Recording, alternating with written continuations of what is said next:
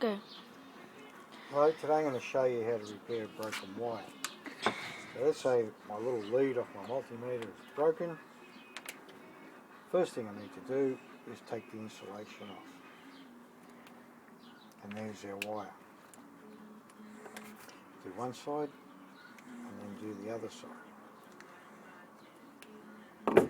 I then wrap the strands, all those strands together.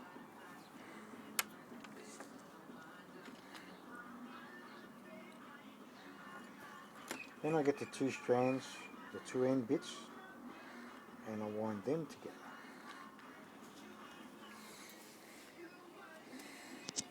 So that the wire is single continuous wire. I then put a bit of heat shrink over the wire, have it ready for when I finish soldering. I then like to put this into a vise so that it is held nice and steady for me while I'm trying to solder. I don't put a lot of pressure on the vise, just enough to hold it. I then get my soldering iron. The soldering iron is hot. First I clean the end for a good contact and any old solder that might be on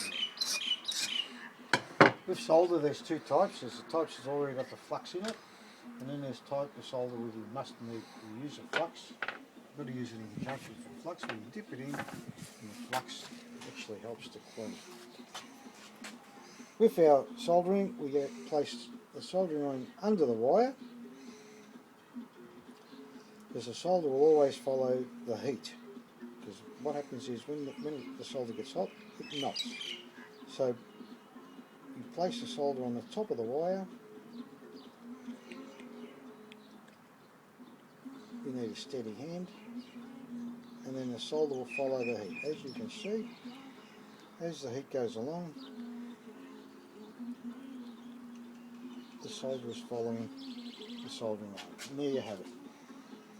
That is soldered. What's actually happened there, pardon me, is the solder has gone through the strands and filled up all the little gaps between the wires. We let that cool down for a second. It's pretty hot. And now you can see the wire is solid and soldered.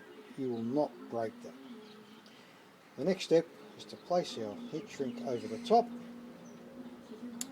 Again, I like to put it back in the vise. We then get a hairdryer or a heat gun on hot.